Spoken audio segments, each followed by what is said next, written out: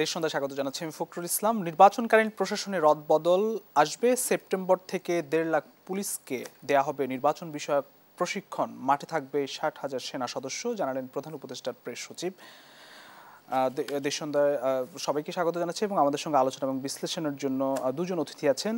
নির্বাচনের প্রস্তুতি এই শিরোনামে কথা বলবো আমরা। একটু শুরুতে পরিচয় করাতে চাই আমাদের সঙ্গে যে অতিথিরা রয়েছেন তাদেরকে। আমাদের সঙ্গে আছেন আমিরুল ইসলাম কাগজি, সিনিয়র সাংবাদিক, এবং আছেন ফয়েজ আহমদ, প্রধান উপদেষ্টার সিনিয়র সহকারী প্রেস সচিব। দুজনকে স্বাগত জানাচ্ছি। আমি প্রথমে আমিরুল ইসলাম কাগজি আপনাকে দিয়ে শুরু করি। জুলাইকে মানি মেকিং মেশিনে পরিণত করা হয়েছে, এই কথাটি বলেছেন যে বৈষম্য বিরোধী আন্দোলনের একজন সাবেক মুখপাত্র। তিনি একজন সমন্বয়ক ছিলেন গণ অভ্যুত্থানের সময়কালীন সময়, উমামা ফাতেমা। এতে অভ্যুত্থানের স্বপ্ন আসলে বুলন্ডিত হচ্ছে কিনা আমরা যদি গত ২-১ দিনের যে ঘটনাগুলো আমরা লক্ষ্য করছি, যেমন গুলশানে চাঁদাবাজির ঘটনা, সবকিছু মিলে আসলে কি বলবেন? ধন্যবাদ দেশ টিভির দর্শকদের এবং আপনাকেও। আসলে গত পরশুদিনকের ঘটনাটা খুবই দুঃখজনক। এটা খুব ফলাও করে প্রচার করা হয়েছে। এখানে বৈষম্য বিরোধী ছাত্র আন্দোলনের সমন্বয়করা চাঁদাবাজি করতে যেয়ে ধরা পড়ছে। আর এর আগেও বিভিন্ন সময়ে এই ধরনের নিউজও ছাপা হয়েছে। জেলা প্রশাসক নিয়োগ দেওয়া থেকে শুরু করে বিভিন্ন জায়গায় যখন পদায়ন, বদলি, অনেক কিছু বিষয় নিয়ে আসছে। তো আমরা জুলাই আগস্ট বিপ্লবের এক ধরনের চেতনা ছিল, সেটা হচ্ছে আমাদের ঘাড়ের উপরে গত ১৫ বছর ধরে চেপে বসে আছে একটা ফ্যাসিবাদী সরকার। যে ফ্যাসিবাদী সরকার গত ১৫ বছর ধরে মানুষের ভোটের অধিকার কেড়ে নিয়েছে, মানুষের মত প্রকাশের স্বাধীনতা কেড়ে নিয়েছে। আমরা এটার উপরে বেশি জোর দিয়েছি। আর পাশাপাশি তারা যে বাংলাদেশ থেকে মানে লক্ষ লক্ষ কোটি টাকা পাচার করেছে, শুধুমাত্র এই বাংলাদেশ থেকে অর্থ কড়িপত্র বিভিন্ন জায়গা থেকে নিয়ে পাচার করেছে, যার পরিমাণ হচ্ছে ২৮ লক্ষ কোটি টাকা। আপনি হিসাব করেন গতবার আমাদের যে বাজেট হয়েছে সে বাজেটের পরিমাণ কত? ৭,৯০,০০০ কোটি টাকার মতো হবে। তো একটা মানে যে পরিমাণ টাকা এখান থেকে লুটপাট করা হয়েছে, সেই টাকার পরিমাণে আমরা দেখতে পাই যে ৪টা বাজেট আমরা দিতে পারি। তো বিগত সরকারের বিরুদ্ধে ছিল কিন্তু আমাদের প্রধান বিরোধ বা তাদের বিরুদ্ধে যে সংগ্রাম, সেটা হচ্ছে যেমন জনগণের ভোটাধিকার ফিরিয়ে নিয়ে আসা, মত প্রকাশের স্বাধীনতা মানে নিশ্চিত করা, আর পাশাপাশি এই যে দুর্নীতি হয়েছে সেই দুর্নীতির বিরুদ্ধে বিদ্রোহ ঘোষণা করা এবং ব্যবস্থা নেওয়ার জন্য বারবার বলা হয়েছে। আমরা দেখলাম যে কয়েকটি পরিবারকে বড় লোক বানানোর জন্যে শেখ হাসিনা এমনভাবে তার ব্যাংক ট্যাঙ্কগুলো উজাড় করে দিয়েছে। কয়েকটি ব্যাংক যেগুলো খুব সবল ব্যাংক ছিল, সেই ব্যাংক দেওয়া হয়েছে কয়েকটি পরিবারের কাছে, বা একটা পরিবারের কাছেও বলতে পারি। আমরা সরাসরি বলি যে এস আলম গ্রুপ যেভাবে ব্যাংকগুলো লুটপাট করে এখান থেকে টাকা পয়সা সিঙ্গাপুর, মালয়েশিয়া, সাইপ্রাস বিভিন্ন জায়গায় নিয়ে চলে গেছে। তো এই ধরনের ফ্যামিলি, তারপরে সামিট গ্রুপ বা এই যে সালমান রহমান, এদের বাংলাদেশের এই যে জনগণ যারা এখনও পর্যন্ত আমাদের শিক্ষিত যুব শ্রেণী বেকার রয়েছে, এই টাকার একটা অংশ যদি এখানে বিনিয়োগ করা হতো তাহলে আমাদের এখানে নতুন নতুন ইন্ডাস্ট্রি হতে পারতো, তাদের কর্মসংস্থানের সুযোগ সৃষ্টি হতে পারতো। কিন্তু সেই কাজগুলো না করার কারণে বিরোধী দল বিএনপি, জামাত ইসলাম বা আরও যারা যারা আছে তারা এই ধরনের এই সরকারের বিরুদ্ধে এই কারণে আন্দোলন সংগ্রাম করেছে। এখন এই আন্দোলন সংগ্রাম করার এক পর্যায়ে এসেই আমাদের জুলাইতে যখন ছাত্ররা আন্দোলন শুরু করে দিল, কোটা সংস্কার আন্দোলন, সেই কোটা সংস্কার আন্দোলন কিন্তু একটা পর্যায়ে সরকার মেনেও নিল। পরবর্তীতে সেই আন্দোলনটা চলে আসলো এক দফার আন্দোলনে, এবং এই এক দফার আন্দোলনে বাইরের থেকে যারা বেশি রসদ জুগিয়েছে, জনসমর্থন জুগিয়েছে, তার অন্যতম স্টেক হোল্ডার হচ্ছে বিএনপি এবং জামাত ইসলাম।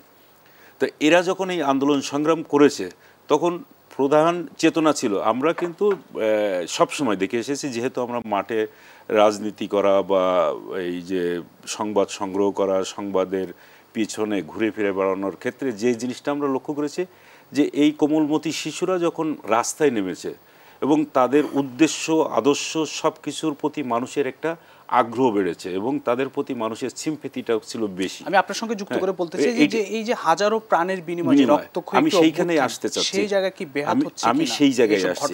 হ্যাঁ, আমি সেই জায়গায় আসছি। সেটা হচ্ছে যে এই যে তাদের রক্তক্ষরণ, তাদের রক্তক্ষয় এবং তাদের উপরে তাদের যে আত্মত্যাগ, এই আত্মত্যাগের বিষয়টার পিছনেই কিন্তু মানুষের সিম্প্যাথিটা ছিল এইভাবে যে তারা একটা আন্দোলন করছে, ফ্যাসিবাদ বিশাল ময়ূর, মানে শেখ হাসিনার মতো এরকম একটা ময়ূর সরকারের বিরুদ্ধে, তার পুলিশ বাহিনী, তারপরে বিডিআর, সেনাবাহিনী, এত কিছু বিরুদ্ধে তারা বুক পেতে দিয়েছে অস্ত্রের মুখে। একটা আদর্শ হলো কি যে এই সরকারকে সরিয়ে দিতে হবে এবং একটা মানে নতুন একটা সরকার গঠন বা নতুন একটা সমাজ ব্যবস্থা করার ক্ষেত্রে তাদের একটা যেন আগ্রহ দেখা গেল এবং এর প্রতি মানুষের দুর্বলতাটা বেশি ছিল। তো সেই যে জায়গা থেকে মানুষ মনে করলো যে তারা যেহেতু কোমলমতি শিশু, এরা এখনো পর্যন্ত দুর্নীতি, অনিয়ম, অব্যবস্থাপনার সঙ্গে এখনো পর্যন্ত পরিচিত হয়ে উঠতে পারে নাই, বিধায় তাদের প্রতি মানুষের একটা সিম্প্যাথি ছিল। আপনার মনে থাকার কথা, ওই জুলাই বিপ্লবের পরপরই ফেনীতে যখন একটা হলো, বন্যা হলো, সেই বন্যায় বিভিন্ন জায়গা থেকেই কি বলে তহবিল সংগ্রহ হচ্ছে। তো সবচেয়ে বেশি তহবিল গেল কিন্তু টিএসসিতে। এইখানে কেন গেল? যে তাদের প্রতি মানুষের একটা আস্থা তৈরি হলো যে এদের মধ্যেই আমরা নতুন বাংলাদেশ খুঁজে পাবো, এই ধরনের একটা আকাঙ্ক্ষা থেকেই মানুষ সব উজাড় করে দিচ্ছে তাদের পিছনে। এখন সেই আকাঙ্ক্ষার জায়গাগুলো ছিল যে একটা সুন্দর, যে আমরা যে এতদিন দুর্নীতি, অনিয়ম, অব্যবস্থাপনার বিরুদ্ধে লড়াই সংগ্রাম করে আসছি, এদের মধ্যে সেটা থাকবে না। কিন্তু পরবর্তীতে তাদের মধ্যেই আমরা কতগুলো বিষয় দেখতে পেলাম যা মানুষ এখন আর গ্রহণ করছে না। তাদের যে জায়গা থেকে তারা সরে এসেছে এবং তাদের সে আদর্শের জায়গাগুলো থেকে সরে এসে এখন চাঁদাবাজিতে তারা লিপ্ত হয়েছে এবং অনেকেরই কিন্তু এখন দেখা যাচ্ছে যে বাড়ি ঘরের যে হিসাব, যে রিয়াদের কথা বলা হচ্ছে, তার বাড়িঘর, যে তার বাবা একজন রিক্সা চালক ছিল, তার বাড়িতে ডুপ্লেক্স বাড়ি, তার ওখানে টাকা পয়সা তার কী পরিমাণ হয়েছে এখনও পর্যন্ত হয়তো আমাদের সামনে আসে নাই, আসবে। তো এইরকম আরও অনেকের নাম কিন্তু আমরা পেয়েছিলাম ওই যে ডিসি নিয়োগ করার ক্ষেত্রে বা বদলি করার ক্ষেত্রে, তখনও কয়েকজনকে স্পেসিফিক্যালি তাদের নাম উল্লেখ করেই দেওয়া হয়েছিল যে এরা কীভাবে চাঁদাবাজি করছে এবং প্রশাসনকে ব্যবহার করে, এরা প্রশাসনকে বিভিন্ন জায়গায় ব্যবহার করছে, পুলিশকে ব্যবহার করেছে, হ্যাঁ, এই জায়গাগুলো ব্যবহার করে তারা মানে নিজেদের পকেট ভারী করার যে জায়গায় নিয়ে গেছে, সেইটা মানুষ কিন্তু খুব ভালোভাবে গ্রহণ করে নাই আমার কাছে মনে হয়। আমি জনাব ফয়েজ আহমেদ, এইসব পরিস্থিতি আসলে এই যে আপনাদের যে সরকার এখন অন্তর্বর্তীকালীন সরকার, সারা দেশের মানুষের একটি সমর্থন রয়েছে, বিভিন্ন রাজনৈতিক দলগুলোর সমর্থন রয়েছে, সেই জায়গায় আসলে আইন শৃঙ্খলা পরিস্থিতি নিয়ন্ত্রণের একটি দায় কিন্তু সরকারের উপরই বর্তায়। সেক্ষেত্রে যদিও এই গুলশানের ঘটনায় মামলা হয়েছে, গ্রেপ্তার হয়েছে, রিমান্ডে আছে, সারা দেশে এই ধরনের কিছু ঘটনা আছে, সেই জায়গায় আসলে সরকার কতটা পদক্ষেপ নিতে পারছে? জি, আপনাকে ধন্যবাদ। প্রথমে আমি একটা নৈতিক জায়গা থেকে বলি, হ্যাঁ, যে কাগজি ভাই যেটা মেনশন করছিলেন খুব ব্রাইটলি পয়েন্ট আউট করেছেন যে জুলাই অভ্যুত্থান, সেখানে এত মানুষ একদম নিঃস্বার্থভাবে দেশের প্রতি তার ভালোবাসার জায়গা থেকে গণতন্ত্র পুনরুদ্ধার, মানুষের ভোটাধিকার পুনরুদ্ধার, দুর্নীতি এবং অপশাসনের, শেখ হাসিনার যে দীর্ঘ অপশাসন, সেই অপশাসন থেকে মুক্তির জন্য অকাতরে জীবন বিলিয়ে দিয়েছে।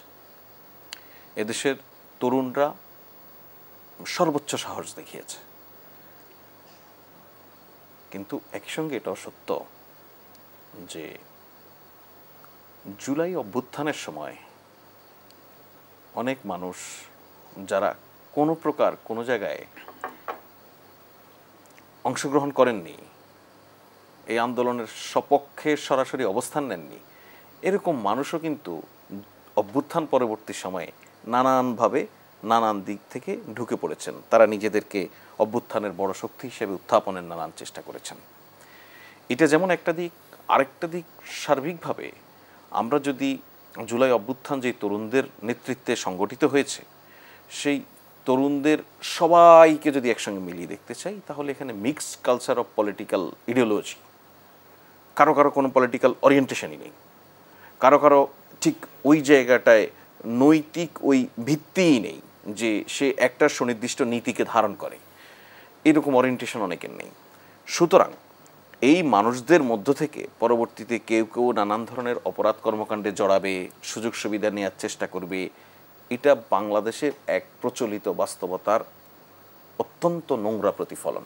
জি, কিন্তু মুশকিল হচ্ছে আপনাকে মাথায় রাখতে হবে, আপনি যখন জুলাইয়ের অভ্যুত্থানকে ধারণ করেন বলে বলেন এবং জুলাই অভ্যুত্থানের যে সমস্ত সংগঠন সক্রিয় রয়েছে তাদের সঙ্গে আপনি সরাসরি সম্পৃক্ত, আপনি শুধু আর ব্যক্তি নেই,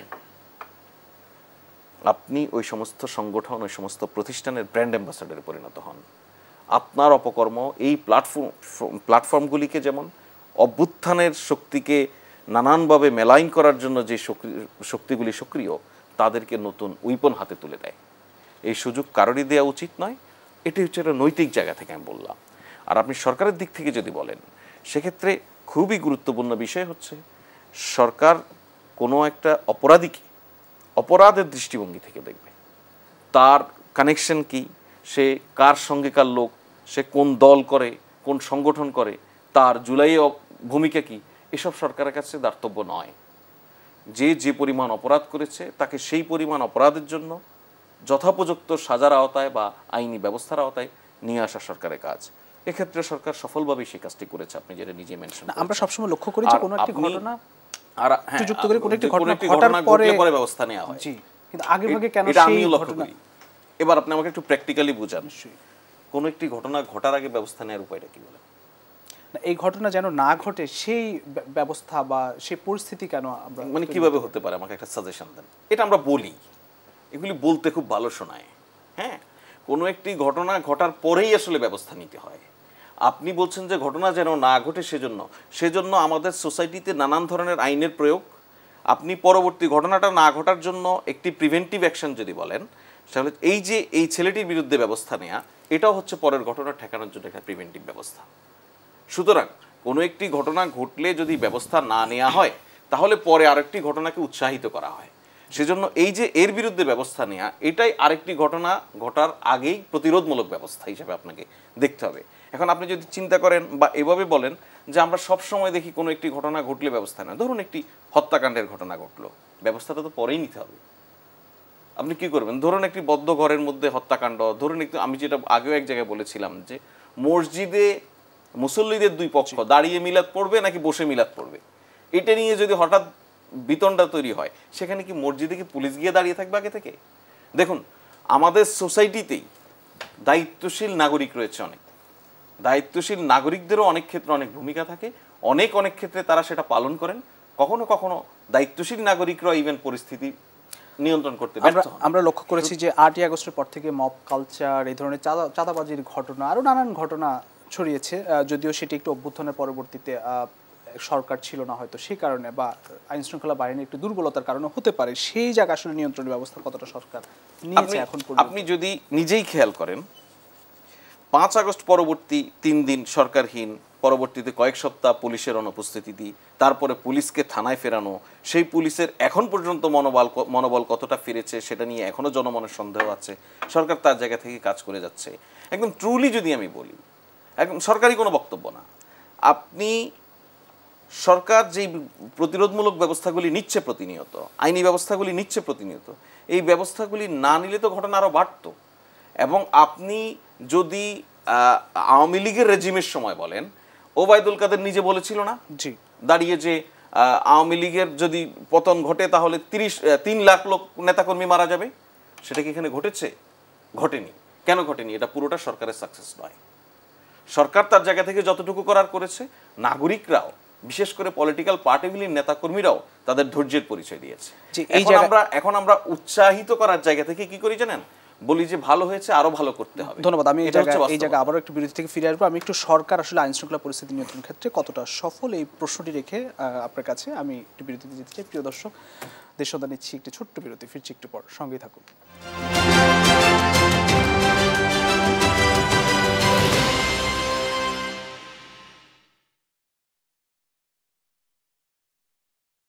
কাগজে আপনার কাছে প্রশ্ন ছিল আসলে আইন শৃঙ্খলা পরিস্থিতি নিয়ন্ত্রণের জায়গায় সরকার প্রায় 1 বছর হয়ে গেল, কতটা সফল কতটা ব্যর্থ এটা নিয়ে যদি মন্তব্য করেন। আরেকটি বিষয়, ভোটের অনুপাতে উচ্চ কক্ষ চায় এনসিপি এবং বিচার চায়, এই বিষয়ে ঐকমত না হলে জুলাই সনদে স্বাক্ষর করবে না, এটি বলেছেন তাদের জুলাই পদযাত্রা এনসিপির আহ্বায়ক নাহিদ ইসলাম। এবং আজও ঐকমত্য কমিশনের আসলে বৈঠক চলছে, সবকিছু মিলে আসলে কি বলবো? আচ্ছা, আপনার এই প্রশ্নের মুখোমুখি হওয়ার আগে একটু ফয়েজ আহমেদের একটা কথা আমার কাছে খুব গ্রহণযোগ্য মনে হলো। সেটা হলো যে ঘটনা ঘটে যাওয়ার পরেই ব্যবস্থা নিতে হয়, কিন্তু আমাদের সামনে কিন্তু আরও কিছু ঘটনা আছে যে ঘটনাগুলো ঘটার পরও কোনো ব্যবস্থা নেওয়া হয়নি, যে কারণে আমাদের দৃশ্যমান অনেক বিষয় আমরা সামনে দেখি। যারা এখন এই বৈষম্য বিরোধী ছাত্র আন্দোলনে আছে, এদেরকে বৈষম্য বিরোধী তো বলা যাবে না, এখন এনসিপির নেতা এরা সবাই, তারা কিন্তু খুব দামি দামি গাড়ি ব্যবহার করে, বিভিন্ন জায়গায় এখনও পর্যন্ত তাদের গার্ড অব অনার দেওয়া হচ্ছে, তারা মিছিল মিটিং করছে বিভিন্ন জায়গায়। এগুলো কিন্তু মানুষের চোখে পড়ে, কারণ এরা কেউ এখনও পর্যন্ত এইরকম কোনো ইনকাম করে নাই যে দৃশ্যমান ইনকাম দিয়ে তাদের এই ধরনের মানে শান শওকত হইতে পারে। তো এই বিষয়গুলো যদি কিছু কিছু বিচার করতো বা কিছু কিছু ধরতো, তাহলে এই এখন যারা আবার আরও চাঁদাবাজি করতে যাচ্ছে বা করছে, তারা আর এই সাহসগুলো পেত না।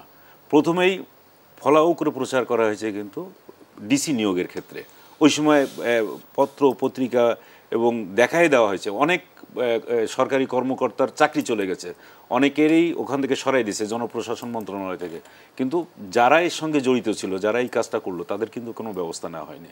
হলে পরে এখন এই ঘটনাগুলোর সম্মুখীন আমাদের হতে হতো না। 2 নম্বরে আসি, আইন শৃঙ্খলা পরিস্থিতি। আচ্ছা, আইন শৃঙ্খলা পরিস্থিতি যে শুধুমাত্র যে পুলিশ দিয়েই করা সম্ভব, এটা কিন্তু অনেক সময় হয় না। অনেক আন্দোলন সংগ্রাম কিন্তু ফেস করতে হচ্ছে এই সরকারকে। আমি দেখি তো, আমরা দেখি প্রেস ক্লাবের সামনে প্রতিদিন মিনিমাম 4 থেকে 5টা সংগঠনের কোনো না কোনো দাবি আছে। এখান থেকে 12 বছর আগে তারা হয়তো গ্রাম সরকার বা কি বলে গ্রাম পুলিশ হিসাবে চাকরি নিয়েছে, তাদের বেতন দেওয়া হচ্ছে না, তাদের দাবিও এখানে। তারপরে কেউ এমপিও পাচ্ছে না, তাদের দাবিও এখানে। আমাদের জাতীয়করণ করতে হবে, সব দাবি যারা পূর্ববর্তী সরকারগুলো এগুলো করতে পারে নাই। কিন্তু এইগুলো সম্ভব হচ্ছে না। আমি বলি অনেকগুলো কারণ আছে। বর্তমানে যারা এখন সরকার চালাচ্ছে তারা কতটুকু অভিজ্ঞ? এক গ্রুপের আছে একেবারে বয়স এমন জায়গায় চলে গেছে, তাদের আর এই সোসাইটিকে দেওয়ার মতো কিন্তু তেমন একটা কিছু নেই। আবার এমন কিছু মানুষ নেওয়া হয়েছে যাদের কোনো এক্সপেরিয়েন্স নেই। এইরকম জায়গায় থাকলে পরে আপনি যে যাই বলেন না কেন, যত ব্যাখ্যাই করেন, রাজনীতিবিদরা খুব খারাপ, তারা অসৎ, তারা চোর, তারা দুর্নীতি করে, অনেক কিছুই করে, কিন্তু আলটিমেটলি তাদের কাছেই যেতে হয় দেশ পরিচালনার ক্ষেত্রে। তাদের যে এক্সপেরিয়েন্সটা আছে এরকম কারোর হয় না। এই আইন শৃঙ্খলা রক্ষাকারী বাহিনী একেবারে শুধু যে অস্ত্র দিয়ে করবে তা না, কিছু কিছু ক্ষেত্রে তারা কৌশল অবলম্বন করবে। সেই কৌশল অবলম্বন করার ক্ষেত্রে যে কাজগুলো করতে হয়, সেই মেধাটা আসে কিন্তু পলিটিশিয়ানদের কাছ থেকে। তারা সমাজের বিভিন্ন মানুষের শ্রেণী পেশার মানুষের সাথে তাদের সম্পর্কটা এমন পর্যায়ে থাকে যে তারা কোথায় কোন জায়গায় হাত দিলে পরে আইন শৃঙ্খলা টাইট হবে, কোন জায়গায় হাত দিলে পরে চুরি ডাকাতি একটু কম হবে, এই বিষয়গুলো কিন্তু তারা তাদের সেন্স থেকে বলে। এটা হচ্ছে পলিটিশিয়ানদের ক্ষেত্রে হয়, সব ক্ষেত্রেই আইন শৃঙ্খলা রক্ষাকারী বাহিনী দিয়ে সম্ভব হয় না। আর যে কারণে এখানে আমরা আমাদের দৃশ্যমান মনে হচ্ছে যে আইন শৃঙ্খলা মনে খুব বেশি খারাপ। এখানে বেশিরভাগ ক্ষেত্রে মানুষ নিজে থেকেই উদ্যোগী হয়ে কাজগুলো করছে বলে আইন শৃঙ্খলার পরিস্থিতি যে খুব বেশি খারাপ এতটা আমার কাছে মানে মনে হয় না। মানুষই কিন্তু ওই যে কিছুক্ষণ আগে বলছে যে 5 তারিখ থেকে 8 তারিখ পর্যন্ত কোনো সরকার ছিল না, কিন্তু বাংলাদেশের মানুষ এইরকমই একটা সম্প্রদায়ের মানুষ। আপনি খেয়াল করবেন যে কোনো মানে চুরি ডাকাতি পর্যন্ত কিন্তু হতে দেয়নি। মানুষ মারা তো দূরের কথা, মব কালচার তো ওই সময় হওয়া উচিত ছিল, মব যেটা ওই সময় হওয়ার কথা ছিল, কিন্তু হয়নি। সব পাহারা দিয়েছে, মন্দির পাহারা দিয়েছে, মসজিদ পাহারা দিয়েছে, যে যে জায়গায় সেন্সিটিভ জায়গাগুলো সব পাহারা দিয়েছে। পরবর্তী প্রশ্ন একটু যেতে ভোটের অনুপাত উচ্চ কক্ষ চাই। আচ্ছা, ভোটের অনুপাত, আচ্ছা ভোটের অনুপাত এখন ভোটের অনুপাত তো 2 জায়গায় হচ্ছে। একবার বলা হচ্ছে না ভোটের অনুপাতে একবার বলা হচ্ছে যে সংসদ নির্বাচন ও ভোটের অনুপাতে নিয়ে আসতে হবে, উচ্চকক্ষ নিয়ে আসতে হবে। এখন উচ্চকক্ষ আর নিম্নকক্ষ এটা এই বিষয়গুলো তো বিএনপি তাদের যে 31 দফা কর্মসূচি রাষ্ট্র সংস্কার আন্দোলনের যে কর্মসূচি দিয়েছিল সেখানে পরিষ্কার করে বলে দেওয়া হয়েছে যে যেহেতু আমাদের নিম্নকক্ষ একচেটিয়া অনেক সময় এমন ব্রুট মেজরিটি পেয়ে যায় যে কোনো আইন তারা পাশ করে ফেলতে পারে এবং জনগণের বিপক্ষে গেলেও সেটা হয়তো ঠেকাতে পারে না, সেইটা ঠেকানোর জন্য একটা তারা উচ্চকক্ষ করার কথা বলেছে। এবং সেখানে আমাদের বিভিন্ন শ্রেণী পেশায় যারা নিয়ন্ত্রণ করে, যাদের প্রভাব আছে, প্রভাব প্রতিপত্তি আছে, এইরকম মানুষ দিয়ে তারা উচ্চ কক্ষটা তৈরি করতে যাচ্ছে। এখন এইখানে ভোটের এই যে অনুপাতটা নিয়ে আসছে, আমরা তো এখনো পর্যন্ত আমার মনে হচ্ছে যে পিআর পদ্ধতিটাই থেকেই এখনো সরে আসে নাই মনে হয়। জামাত ইসলামও পিআর পদ্ধতিতে আছে, এনসিপিও এখনো পর্যন্ত পিআর পদ্ধতিতে আছে। এখন পিআর পদ্ধতি বাংলাদেশের বর্তমান যে বিদ্যমান যে সংবিধান আছে সেই সংবিধান কিন্তু এগুলো অ্যালাউ করে না। 2 নম্বর হচ্ছে যে পিআর পদ্ধতির এক্সপেরিয়েন্স কিন্তু খুব খারাপ, ভালো কিছু না। আমরা যাকে সবচেয়ে বড় ফ্যাসিবাদ বলি যে মুসোলিনি, ইতালিতে মুসোলিনির বিদায়ের পরেই কিন্তু তারা ওই একই পদ্ধতিতে গিয়েছিল, পিআর পদ্ধতিতে। তা পিআর পদ্ধতি মানে এমন একটা অবস্থা, আপনি কোনো দিন কোনো একটা স্থিতিশীল গভর্নমেন্ট পাবেন না। যে 10% যে ভোট পাবে সে আমাদের এখানে এই হিসাব অনুযায়ী 30টা সিটের অধিকারী হবে। যে 5% পাবে সে 15টা সিটের অধিকারী হবে। 5% যে 1% হবে তারও একটা মেম্বার হবে। তো এইগুলো নিয়ে যখন খেলাধুলো শুরু হয়ে যাবে, দেখা যায় যে একজন প্রধানমন্ত্রী মানে রাতের বেলায় এসে ঘুমায় আসলো, যে প্রধানমন্ত্রী হিসাবে ঘুমাতে গেল, সকালবেলায় দেখলো যে 5 জন এক গ্রুপ তার উপর থেকে প্রত্যাহার করে নিল, সমর্থন প্রত্যাহার করে নিলে তার সে সরকার থাকলো না। এইরকম একটা অস্থিতিশীল সরকার যখন গঠিত হয় তখন এই এখন যা আছে এর চেয়ে আরও খারাপ অবস্থায় চলে যাবে। আর সেই খারাপ অবস্থাটা কি, কোনো বিনিয়োগকারী সেখানে আসবে না। কারণ একটা অস্থিতিশীল গভর্নমেন্ট কোনো অবস্থাতেই মানে স্থিতিশীল না হলে পরে সেখানে কোনো বিনিয়োগ হবে না, কোনো রকম আইন শৃঙ্খলা রক্ষাকারী মানে বাহিনী তারাও কাজ করবে না, কেউ কাজ করতে চায় না। তাহলে এইরকম একটা এটা সংস্কার বাধাগ্রস্ত হবে কিনা, এটার সাথে সংস্কার যদি জড়িয়ে দেওয়া হয় তাহলে বুঝতে হবে নিশ্চিতভাবে তারা ইলেকশনও চায় না, নির্বাচন চায় না, একটা স্থিতিশীল গভর্নমেন্টও চায় না। ধন্যবাদ। আমি একটু যেতে চাই জনাব ফয়েজ আহমেদ। আজকে প্রধান উপদেষ্টা তিনি আইনশৃঙ্খলা বাহিনীর সঙ্গে বৈঠক করেছেন এবং নির্বাচনকালীন প্রশাসনের রদবদল, সেপ্টেম্বর থেকে 1.5 লাখ পুলিশকে নির্বাচন বিষয়ক প্রশিক্ষণ দেয়া, 60,000 সেনা সদস্য নির্বাচনে মোতায়েন, এইসব বিষয়গুলো নিয়ে প্রেস ব্রিফিং করেছেন এবং জানিয়েছেন সে প্রস্তুতির পথে হয়তো হাঁটছে। কিন্তু আমি যদি মোটা দাগে বলি যে নির্বাচন 1 বছর প্রায় হতে চলল সরকারের, মোটা দাগে নির্বাচন সুনির্দিষ্ট কোনো তারিখ এখন পর্যন্ত ঘোষণা করেনি এবং মব কালচার, আইনশৃঙ্খলা পরিস্থিতি, নানান বিষয় রয়েছে। এখন সংস্কার প্রক্রিয়া, আমরা জুলাই সনদ শেষ হয় না, এখন ঐকমত্য কমিশনের বৈঠক চলছে। অনিশ্চয়তা কি থেকে গেল 1 বছরে যদি সরকারের অর্জন বলি সেই জায়গায়? জি, আমি এই বিষয়ে আসছি, তার আগে একটু বলি। আপনার ভায়োলেন্স নিয়ে যেটা বলছেন, আসলে আমরা ভায়োলেন্স নিয়ে কথা বলার সময়, ধরুন আপনার কথা বলার সময় সুবিধা, মানে কখনো কখনো একটা টার্ম আমাদের সামনে এত সুন্দরভাবে এসে হাজির হয়, আমরা এটা ব্যবহার করতে, আপনি মব কালচার বলছেন, মবের সঙ্গে আবার একটা কালচার যোগ করছেন, তার মানে আমাদের সংস্কৃতিতে আপনি মব জিনিসটাকে জায়গা দিচ্ছেন। আমরা শুরু থেকেই বলছি মব কি, মব হচ্ছে ধরুন আপনার অফিসের নিচে কোনো একটা ঘটনা ঘটলো, একটা মোবাইল ছিনতাই, এসে অনেক সময় হয় না, আশেপাশে অপরিচিত কিছু মানুষ জড়ো হয়ে যায়, একজনকে পিটাচ্ছে। আর একটা সংঘবদ্ধ অপরাধ আপনি দেখেন, পরিচিত কিছু মানুষ পরিকল্পনা করে একটা অপরাধ সংগঠন করছে, একজনের বাড়িতে গিয়ে হামলা করছে, একজনের দোকানপাটে গিয়ে হামলা করছে। এটাকে যখন আমরা মব বলবো তখন ওই অপরাধটাকে ছোট করে দেখা হয়। এই জন্য বারবার আমরা একটা জিনিস পরিষ্কার করার চেষ্টা করেছি, মব বলে বড় অপরাধকে ছোট করার একটা প্রবণতা আমাদের এখানে লক্ষ্য করা যায়। এইটা কাদেরকে ঠিক সুবিধা করে দিচ্ছে এটা না বুঝেই আমরা এটা চর্চাটা করে যাচ্ছি প্রতিনিয়ত। দেখুন, আপনার ইংরেজিতে একটা শব্দ আছে ইমেনসিপেটরি ভায়োলেন্স, এটাকে যদি আপনি বাংলা করেন এর অর্থ দাঁড়াবে মুক্তিকামী সহিংসতাও আপনি বলতে পারেন, সংঘাতও বলতে পারেন। এটা কখন ঘটে? এটা কোনো বিপ্লব বা অভ্যুত্থান পরবর্তী সময়ে বা অভ্যুত্থানের সময়ে আপনার আমাদের এখানে যে অভ্যুত্থান হয়েছে এখানে তো আসলে ওই অর্থে কোনো শ্রেণী চরিত্র ছিল না। সাধারণত একটা বিপ্লব অভ্যুত্থানের সময় একটা মূল গোষ্ঠী থেকে যারা এটাকে নেতৃত্ব দেয়, একটা অবস্থান দাঁড়ায়, ও তার নেতৃত্বে সবাই যায়। এই জন্য দেখবেন যে কোনো বিপ্লব বা অভ্যুত্থানের পরবর্তীতে সেখানে সরকার গঠনে কোনো বিলম্ব হয় না, কারণ বিপ্লবের যারা নেতৃত্ব দিয়েছে, অভ্যুত্থানে যারা নেতৃত্ব দিয়েছে তারাই সরকার গঠন করবে, এটা খুব স্বাভাবিক প্রক্রিয়া। না, আমাদের এখানে সরকার গঠনে বিলম্ব হলো। আমাদের এখানে এই অভ্যুত্থানে কোনো সুনির্দিষ্ট গ্রুপ এককভাবে নেতৃত্ব দেয়নি, সবাই মিলে একটা জায়গায় এসেছে, কারো একক নেতৃত্বে এই জিনিসটা ছিল না।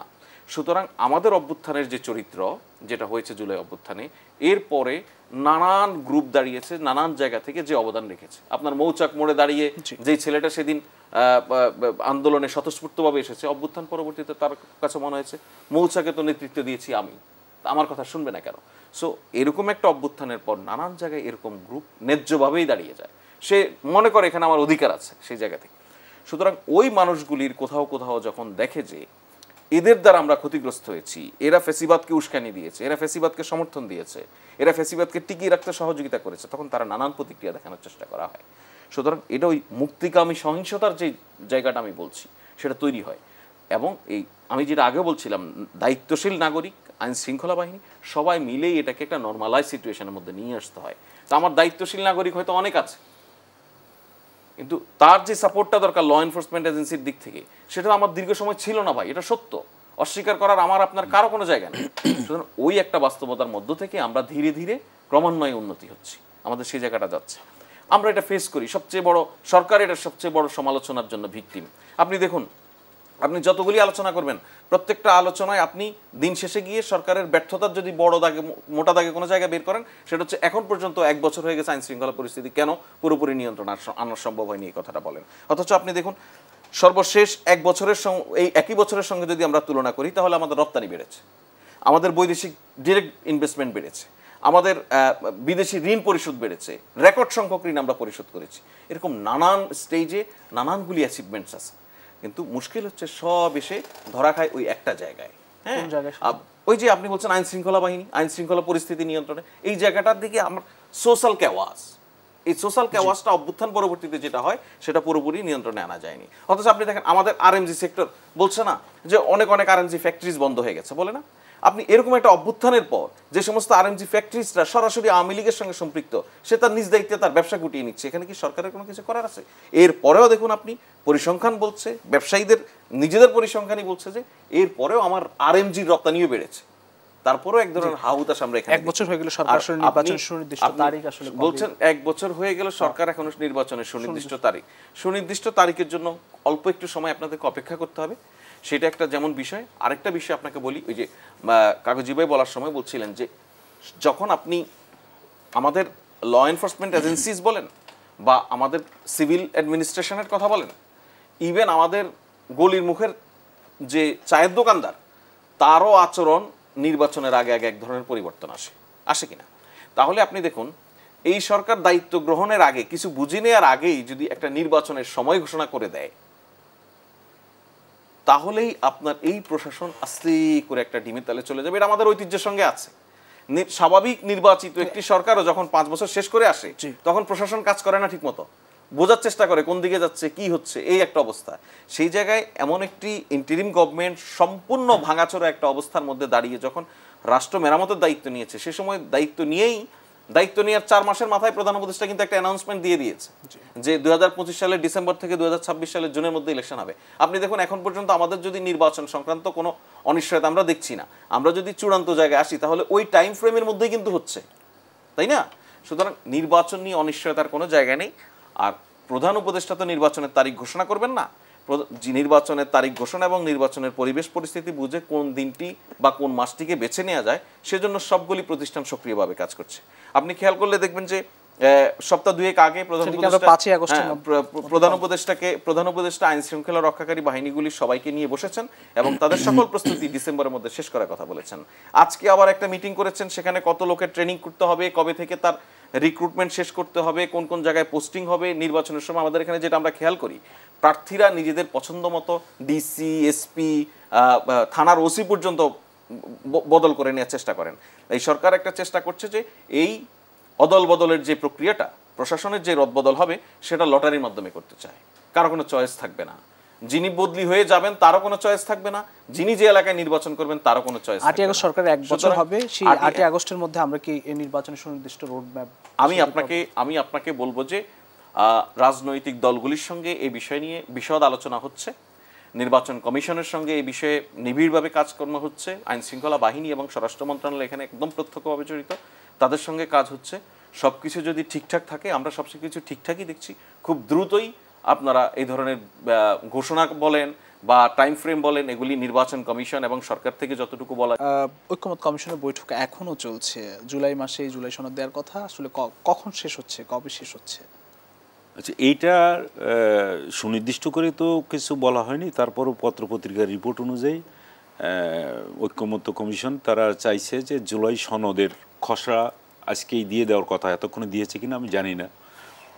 তো এইটা দিলে পরে যদি এর উপরে কোনো মতামত থাকে রাজনৈতিক দলগুলো এটার উপরে মতামত দিবেন, যেহেতু এটা খসড়া, তাদের মতামত নিয়েই সব কিছু মিলে হয়তো দেখা যাবে যে 31 তারিখ বা ওই 30 তারিখের মধ্যেই, 30 থেকে 31 তারিখের মধ্যে, যেহেতু তারা চাচ্ছে এটার মধ্যে একটা ঘোষণা দেওয়ার জন্যে, তো সেটা হয়তো পেয়ে যাবে। কিন্তু এখনো পর্যন্ত অনেক বিষয় নিয়ে তো বিরোধ আছে।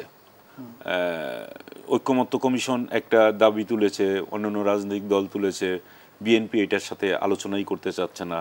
হ্যাঁ, যেমন 4টা বিষয় নিয়ে তো টোটালি বিএনপি বলেছে যে এই বিষয়গুলো নিয়ে আমরা এখন আলোচনা করতে চাই না, এরা পরবর্তীতে আমাদের মানে সংসদ যখন নির্বাচিত সংসদ আসবে সেই সময় তারা সংসদে বসেই কাজগুলো করবে। যেমন পিএসসি, হ্যাঁ, তারপরে আরেকটা আছে দুর্নীতি দমন কমিশন, অডিটর জেনারেল, তারপরে আরেকটা ন্যায়পাল। এই বিষয়গুলো তো পরবর্তী সংসদের জন্যই তারা ছেড়ে দিতে চাইছে।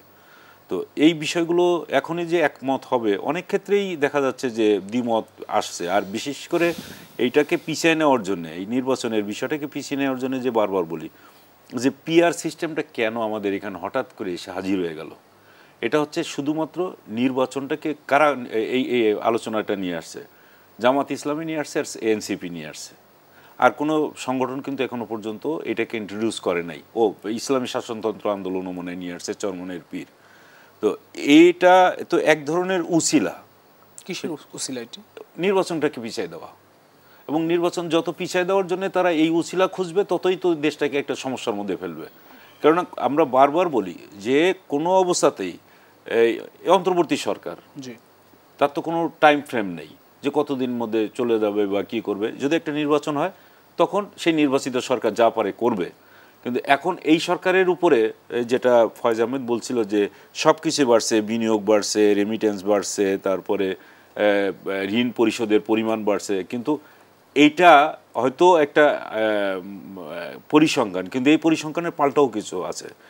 আসলেই বিনিয়োগ কিন্তু একেবারেই এখন এই যে সময়টা গেল গত 1 বছর, এবার সেইভাবে বিনিয়োগ কিন্তু এখানে নেই। বিনিয়োগের সূচকটা কিন্তু নেগেটিভ। তারপরে আমাদের এখানে রেমিটেন্স বাড়ছে, এটা ঠিক। এই রেমিটেন্সের পরে ডলারের দাম কিন্তু কমে যাচ্ছে। এটা আরেকটা নেগেটিভ প্রভাব পড়ে যাবে কিন্তু পরবর্তীতে যারা এই যে বিনিয়োগ টিনিয়োগ করবে, এদের একটা ঋণ পরিশোধ করার ক্ষেত্রেও বেশ নেগেটিভ একটা ইম্প্যাক্ট পড়বে। তো এগুলো হচ্ছে যে এখন কেউ বিনিয়োগ করতে চাচ্ছে না, করছে না, সেই জন্যে বাংলাদেশ ব্যাংকের রিজার্ভে এটা ভারী হচ্ছে, ভলিউমটা বাড়ছে, আর কোনো কিছু কারণ নেই। তো সরকারের নির্বাচনের প্রস্তুতি, সরকারের নির্বাচনের প্রস্তুতি সম্পর্কে যেটা বলছেন, হ্যাঁ, যে এই ঘোষণাটা আমি মনে করি যে এটা এক ধরনের ইতিবাচক সাড়া পড়বে। কারণ স্পষ্ট করেই তো বলে দেওয়া হচ্ছে যে আমার 1.5 লাখ পুলিশ নিয়োগ দেওয়া হবে, তারপরে স্ট্রাইকিং ফোর্স হিসাবে সেনাবাহিনীর 60,000 সদস্য এখানে থাকবে। তো এইটা যদি গভর্নমেন্ট বা ইন্টারিম গভর্নমেন্ট যদি এটাকেই সামনের দিকে এগিয়ে নিতে চায়, তাহলে বোঝা যায় যে ফেব্রুয়ারির মধ্যেই একটা নির্বাচন বাংলাদেশের মানুষ পাইতে পারে। এটা অসম্ভব। অসংখ্য ধন্যবাদ জনাব ফয়েজ আহমদ। আপনাকে দিয়ে শেষ করি। যেটি বললেন যে পিআর পদ্ধতি নিয়ে কথা হচ্ছে, আপনি কি নির্বাচন পেছনের কোনো উছিলা দেখেন কিনা? জি, সরকার প্রস্তুতি নির্বাচন পেছনের উছিলা দেখি, সে বিষয়ে আপনাকে রেসপন্স করছি। তার আগে একটু বলি, ভাই যেটা বলছেন যে পাল্টাও আছে, প্রথম কথা আমি বলি যে এই সরকার এখন পর্যন্ত যত ধরনের স্ট্যাটিস্টিক্স নিয়ে সামনে এসেছে, এর একটিও কোথাও কেউ মিথ্যা প্রমাণ করতে পারেনি, পারবে না। কারণ একটা নীতিগত সিদ্ধান্ত আছে যে আমরা দেখেছি শেখ হাসিনার সময় সব সূচক বাড়িয়ে দেখা, টেবিলমেট সূচক, প্ল্যানিং মিনিস্টার বা ফিনান্স মিনিস্টার টেবিলে বসে সূচক বানিয়ে পাবলিক করে দিয়েছে। সরকারের প্রথম পলিসি ছিল যে কোনো ধরনের মিথ্যা বাড়তি সূচক মানুষের সামনে দেয়া যাবে না, এবং আগের গুলিকেও কিভাবে কারেকশন করা যায় সে বিষয়ে চেষ্টা করছে। দেখুন, আপনি যে বললেন যে পাল্টা আছে, পাল্টা তথ্য আছে, তথ্য পাল্টা ঠিক না, একটা ন্যারেটিভ আছে। আমি আপনাকে বলি, আপনারটাই আমি বলি ভাই, কোনো অসুবিধা নেই। এটা এখানে মানে আত্মতুষ্টির কোনো জায়গায় নেই, এবং এই সরকার এগুলি ফুলিয়ে ফাঁপিয়ে বলে নির্বাচনে বিজয়ী হওয়ার কোনো ব্যাপার নেই। সুতরাং একটা ন্যারেটিভ আছে যে নানান কারণ, আমি কারণগুলো ব্যাখ্যা করলাম না, নানান কারণে বলা হচ্ছে যে এখানে বিদেশি বিনিয়োগ আসার পরিবেশ নেই, বিদেশ বিনা, আসলেই পরিবেশের ঘাটতি আছে। সরকার এই বিনিয়োগকে আকৃষ্ট করার জন্য বা আনার জন্য যে ধরনের কাজ করেছে, সেই কাজের যে পরিমাণ রেসপন্স পাওয়ার কথা সেটা এখনো পাওয়া যায়নি, ট্রু। কিন্তু আমি বলছি কি আপনাকে, এই সরকারের সময় একই সময়ের তুলনায় গত বছরের একই বছরের তুলনায় সেটা বেশি, সেটা ডাবলেরও বেশি, পরিষ্কার বলছি আপনাকে। এবং আপনি যে বলছেন ডলারের দাম কমছে, এটা খুবই রং ইনফরমেশন। অনেক বছর পর বাংলাদেশের টাকার দাম বেড়েছে ডলারের বিপরীতে, অনেক বছর পর। আপনি আবার বলছেন যে বিদেশি বিনিয়োগ আসছে না, সেজন্য আমার রিজার্ভ বাড়ছে। বিদেশি বিনিয়োগ আসলে আমার রিজার্ভ অটোমেটিক্যালি আরো বাড়বে। একটা বিষয় বলি, এটার উপরে নেগেটিভ ইমপ্যাক্ট পড়বে পরবর্তীতে, এখন হয়তো বোঝা যাচ্ছে না, কিন্তু যখনই বিনিয়োগ এখনই বোঝা যাবে না। এই যে ডলারের দাম কমছে বলতে কি, এখন কত 121 টাকা না? আমি ডলারের দাম বলছি, আমি বলছি ডলারের বিপরীতে টাকার মূল্য বেড়েছে। হ্যাঁ, টাকার মূল্য বেড়েছে, আমি তো সেটাই বলছি। আমাদের মূল্যস্ফীতি ভুল করছেন মনে হয়, মূল্যস্ফীতি। আমি কিন্তু টাকার দামটাই বাড়ছে, ডলারের দাম মানে কমে আসছে। কিন্তু মানে আগে যেটা 128 টাকা দিয়ে কিনতে হতো, এখন তো সেটাও না, কমে আসছে। আমাদের তো টাকার মান বাড়ানো, ডলারের বিপরীতে মানটা বাড়ছে। শুনেন, আমি একটা কথা বলি, এটা হচ্ছে একটা ট্রেন্ড ছিল, টাকার দাম, টাকা উপরে যাচ্ছে। মানে ডলার যেমন আগে 128 টাকায় কিনতে হতো $1, এখন 121 টাকা 20 টাকা এইভাবেই কিনতে হচ্ছে। এইটা বিনিয়োগকারীদের জন্য, যারা এখন রপ্তানি করবে, তার কিন্তু কমে আসবে, টাকা ডলার কমে আসবে। আমি আপনাকে বলি একটা জিনিস, এটার হিসাবটা আপনি দেখবেন পরিষ্কার করে। এই হিসাবগুলো যখন আপনার সামনে আসবে, তখন বুঝতে পারবেন যে আমাদের কোন জায়গায়। আমি কিন্তু কোনো দুর্নীতি বা অনিয়মের কথা বলছি না। আমি আপনার সেই জায়গায় আপনার কোনো কিন্তু আমার আপত্তি নেই, আপনার কোনো, আমি শুধু বলছি যে সরকারের পজিশন। এখন একই সঙ্গে দেখেন, এই যে এই বাস্তবতাগুলি আমি যেটা আগে বলছি, এটা নানান কারণে, ধরুন আজকে তো অনেক কিছু নিয়ে আলোচনা হতে পারত, আমরা আলোচনা করছি শুধু নির্বাচন নিয়ে। আপনি আমাকে বলছেন যে অনিশ্চয়তা দেখছেন কিনা, আমি সে জায়গায় চলে আসি। অনিশ্চয়তা দেখছেন, যদি আমাদের রাজনৈতিক দলগুলি আমাদের সামনে যে চিহ্নিত শত্রু, আমাদের গণতান্ত্রিক অগ্রযাত্রাকে যারা ব্যাহত করতে চায়, বাংলাদেশের অগ্রগতিকে যারা ব্যাহত করতে চায়, যারা এখানে ন্যাক্কারজনকভাবে পালিয়ে যেতে বাধ্য হয়েছে গণ অভ্যুত্থানের মুখে, তারা প্রতিনিয়তই নানান ধরনের ষড়যন্ত্রে লিপ্ত রয়েছে। তারা কখনো ঘটনা ঘটিয়ে সেটাতে ষড়যন্ত্র করছে, কখনো কোনো ঘটনা ঘটলে, দুর্ঘটনা ঘটলে সেখান থেকে ষড়যন্ত্র করছে। এর লেটেস্ট এক্সাম্পল হচ্ছে আপনি মাইলস্টোনের যে দুর্ঘটনা, সেটার সঙ্গে লাশ গুম করে দেওয়ার যে এক ভয়াবহ ন্যারেটিভ নিয়ে হাজির হয়েছে, সেটা ফ্যাক্ট চেকিং গ্রুপগুলো বলছে যে ওই সময় আওয়ামী লীগের অফিসিয়াল যত পেজ আছে, তারা সবচেয়ে বেশি এই প্রোপাগান্ডা ছড়ানো সক্রিয় ছিল। সুতরাং আপনি দেখুন, সামনের নির্বাচনের সময় যত ঘনিয়ে আসবে, এই গ্রুপ আরও কতটা সক্রিয় হবে। কেন সক্রিয় হবে বা হওয়ার সুযোগটা তার কোথায়? তার প্রচুর টাকা আছে, প্রচুর টাকা নিয়ে পাচার করেছে, দেশে নানানভাবে নানান সন্ত্রাসীদের কাছে টাকা পাঠাবে। তাদের সব সন্ত্রাসী তো পালিয়ে যায়নি, টাকা পাঠাবে, ঘাপটি মেরে আছে নানান জায়গায়, তাদের কাছে টাকা পাঠাবে। তারা সোশ্যাল মিডিয়া প্ল্যাটফর্ম দিয়ে নানানভাবে নির্বাচনের পরিবেশকে ব্যাহত করার চেষ্টা করবে। আমাদের রাজনৈতিক দলগুলি যারা অভ্যুত্থানের সক্রিয় শক্তি, এদের মধ্যে ন্যূনতম কিছু বিষয়ে ঐক্য থাকতেই হবে। আমি বলছি না যে সবাই 5 আগস্ট পরবর্তী সময়ে এসে জামাত আর বিএনপির আদর্শ মিলে যাবে, সিপিবি আর জামাতের আদর্শ মিলে যাবে, এটা হওয়ার কোনো কারণ নেই। তার নিজ নিজ আদর্শ বয়ান ঠিক থাকবে, কিন্তু আমাদেরকে ডিসাইড করতে হবে নির্বাচনের মতো একটা গুরুত্বপূর্ণ গণতান্ত্রিক প্রক্রিয়াকে ব্যাহত করার সময় আমরা সবাই মিলে ঐক্যবদ্ধ থেকে এটাকে প্রতিহত করবো, যেন ব্যাহত করতে না পারে, আদারওয়াইজ ওই সম্ভাবনা আছে। অসংখ্য ধন্যবাদ জানাব ফয়েজ আহমেদ এবং আমিরুল ইসলাম কাগজি, দুজনকে আবারও ধন্যবাদ জানাচ্ছি। প্রিয় দর্শক, দেশ আজ এখানে শেষ করছে, আবার দেখা হবে আগামীকাল একই সময় অন্য কোনো অতিথিদের নিয়ে। সেই পর্যন্ত সবাই ভালো থাকবেন, সুস্থ থাকবেন, শুভ সন্ধ্যা।